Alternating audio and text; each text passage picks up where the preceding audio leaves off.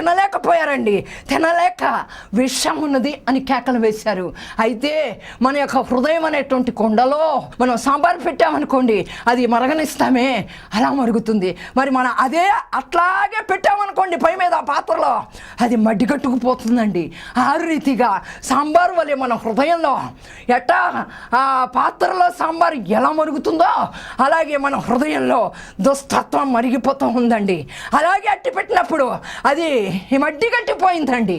మడ్డిగట్టిపోయి అది బయటికి రావటంలా. అయితే ఈ లోకంలో మనుష్యుడు, ఆహా నేను చాలా బాగున్నాను, ఎంతో సంపాదించాను, నేను అన్ని కార్లు కొన్నాను, నేను ఇన్ని బిల్డింగులు కట్టాను అని సంతోషంగా తిరిగేటువంటి వాడుగా ఉంటున్నాడు. కానీ తన యొక్క హృదయ పరిస్థితి ఏంటి, తన యొక్క హృదయం ఎలా అయిపోయింది, తన హృదయంలో పాపం ఎలా ఉంది, తన హృదయంలో విషం ఎలా పనిచేస్తుంది అని పశ్చాత్తాపడలేనటువంటి వాడుగా ఉంటున్నాడు. అయితే దేవుడు చూస్తున్నాడండి. దేవుడు అన్యాయస్తుడు కాదు. ఆకాశం నుండి వంగి తొంగి దేవుడు చూస్తున్నాడండి.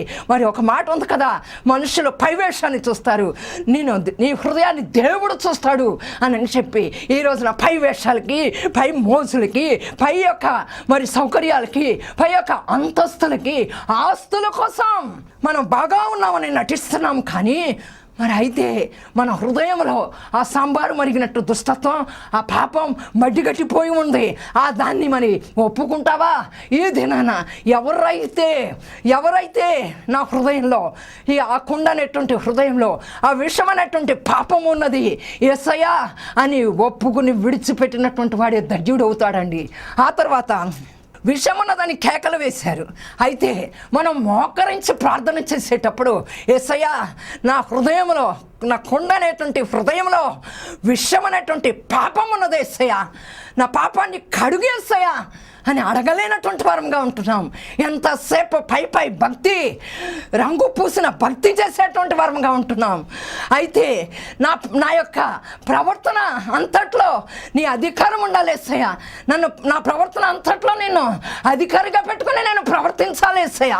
నాలో నీకు ఇష్టమైన ప్రతి నైజాన్ని తీసివేయేసయ్య అని ఈ దినాన మనం అడగలేకపోతున్నాం.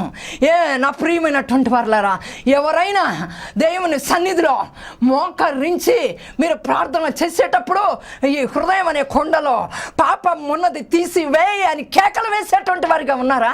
ఇప్పటి వరకు మనం కేకలు వేసేటువంటి వారిగా ఉండలేనట్టయితే ఈ ఉదయకాలం నుండి మనం దేవుని యొక్క సన్నిధిలో మోకరించినప్పుడు, ప్రభువా నా హృదయంలో ఈ చేదు ఉంది, నా హృదయంలో ఈ పాపం ఉంది, తీసివేయి, కొట్టివేయి, కాల్చివేయి, నాలో ఉన్న ప్రతి నైజాన్ని నీ అగ్నితో కాల్చు, నీకు ఇష్టమైన ప్రతి తలంపును, ప్రతి ఆలోచనను, ప్రతి ఊహను, ఉద్దేశమును కడుగు, కాల్చివే అని అడిగేటువంటి వారంగా ఉండాలి. అయితే ఆ తర్వాత చూడండి, ప్రవక్త శిష్యులు రుచి చూచి దైవజనుడు ఆ కుండలో విషమున్నదని కేకవేసి దాన్ని తినక మానిరి. అతడు పిండి కొంత తెమ్మన్ను. వారు తేగ కుండలో దాన్ని వేసి జనులు భోజనం చేయుటకు వడ్డించుడని చెప్పాను. వడ్డింపగా కుండలో మరి ఏ జబ్బు కనిపించలా. పిండి తీసుకొచ్చి వేశారంటండి. అప్పుడు వారంతా తిన్నారంటండి శుభ్రంగా. పిండి ఇక్కడ యేసుక్రీస్తుకు సాదృశ్యం. ఆ పిండి ఎలా వస్తుందండి? బియ్యాన్ని మనం మరలో వేయిస్తే ఆ పిండి వస్తుందండి. అయితే యేసయ్య కూడా ఆ సిలువలో నీ కోసం నా కోసం ఎంతగా నలగొట్టబడ్డాడు, ఎంతగా గాయపరచబడ్డాడు, ఎంతగా రక్తాన్ని సిద్ధించాడు, మరి మన కోసం తను దిగి వచ్చాడు.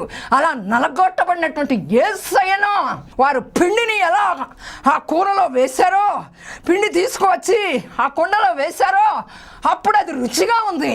అయితే ఈ నలగొట్టబడినటువంటి క్రీస్తుని నీ హృదయంలోకి తీసుకురా, కుండ అనేటువంటి హృదయంలోకి తీసుకుని నువ్వు చేర్చుకున్నటువంటి దానివిగా, చేర్చుకున్నటువంటి వాడివిగా ఉన్నట్లయితే నీవు కూడా ఇంపైనటువంటి సువాసన కలిగి పరిమళ తైలం వలె నీ క్రీస్తు సువాసన వెదజల్లేటువంటి దానివిగా, వెదజల్లేటువంటి వాడివిగా ఉంటావు.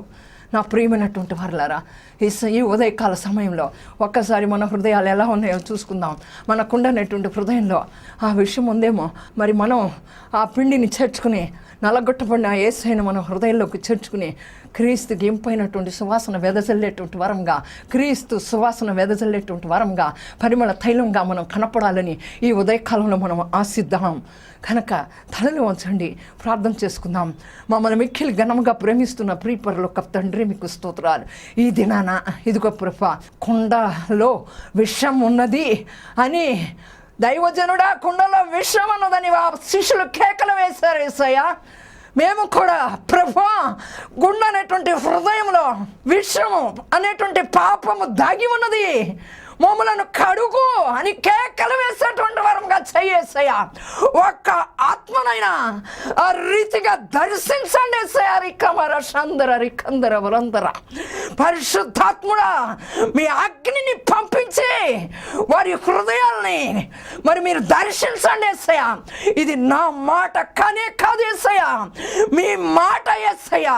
ఆ హృదయాన్ని సరి చేసుకొని యేసయ్యా నీకు ఇంపైనటువంటి సువాసన, క్రీస్తు సువాసన, క్రీస్తు పరిమళ వాసన కలిగి ఇతరులకు ఇంపైనటువంటి వారముగా నా తండ్రి పరిమళ తైలం అంటే వారుగా ఒక్కొక్కరిని సిద్ధపరచండి యేసయ్యా. ఆ హృదయాల్లో ఉన్నటువంటి ప్రభువా ఈ లోకంలోకి పరిగెత్తక ఆ వెర్రి ద్రాక్షారసాలను ఆశ్రయించక నిజమైన ద్రాక్షావల్లి అయిన యేసయ్యా నా తండ్రి నీవిచ్చు నీళ్లు తాగువాడు ఎప్పటికీ దప్పి కొనడు అని నీవు చెప్పి ఉన్నావు యేసయ్యా. ఆ నీళ్లను తాగేవారిగా వారి రోకలను వేయపరిచి వ్యర్థపరిచి మొత్తం పానీయాల నుంచి బానిసలుగా ఉన్నటువంటి వారిని విడిపించండి యేసయ్యా, విడిపించండి యేసయ్యా. అయితే ప్రభువా ఒక్కరినైనా ఆ కుండలో పాపం అనే విషం ఉన్నదని పశ్చాత్తాపడి నీ సన్నిధిలో నా కుండలో విషం ఉన్నది యేసయ్యా అని ప్రార్థించగలిగిన ప్రార్థన ఆత్మని పంపించండి యేసునామములో, పంపించండి యేసునామములో. వారి యొక్క రోగాలను, వారి యొక్క రుగ్మతలను యేసు అధికారం కలిగిన నామములో మీరు విడిచిపెట్టి తమ్మును ఆజ్ఞాపిస్తున్నాం. యేసు నామములో స్వస్థపరచబడును గాక. మీ అగ్ని ప్రతి ఒక్కరి మీదకి దిగును గాక. మీ అగ్ని అభిషేకంతో నింపబడుదురు గాక. ఎవరికైతే ఉద్యోగాలు లేవో వారందరికీ కూడా యేసు నామములో ఉద్యోగాలు వచ్చును గాక. వివాహాలు కాని వారికి యేసు అధికారం కలిగిన నామములో వివాహాలు జరుగును గాక. యేసు నామములో అడిగి పొందుకుంటున్నాం తండ్రి, ఆమేన్.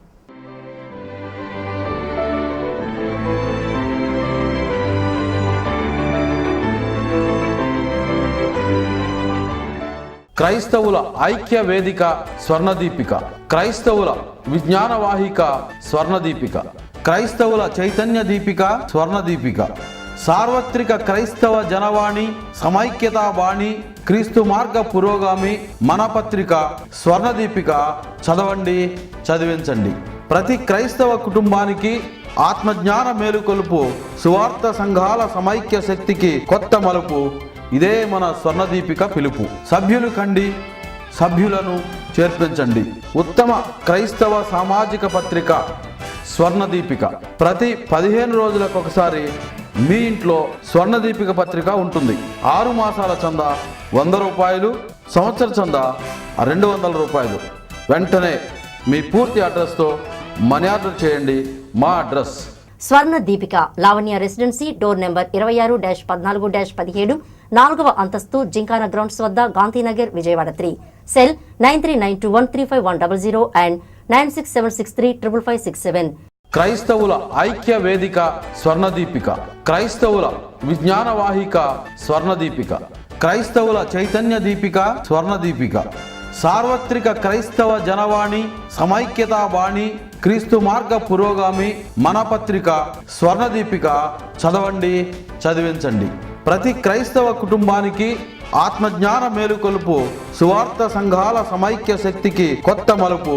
ఇదే మన స్వర్ణదీపిక పిలుపు. సభ్యులు కండి, సభ్యులను చేర్పించండి. ఉత్తమ క్రైస్తవ సామాజిక పత్రిక స్వర్ణదీపిక. ప్రతి 15 రోజులకు ఒకసారి మీ ఇంట్లో స్వర్ణదీపిక పత్రిక ఉంటుంది. 6 మాసాల చందా 100 రూపాయలు, సంవత్సర చందా 200 రూపాయలు. వెంటనే మీ పూర్తి అడ్రస్తో మనీ ఆర్డర్ చేయండి. మా అడ్రస్ స్వర్ణ Deepika, Lavanya residency, door number 26-14-17, 4వ అంతస్తు, జింకానా గ్రౌండ్స్ వద్ద, గాంధీనగర్, విజయవాడ 3. Cell 9392135100 and 9676355567.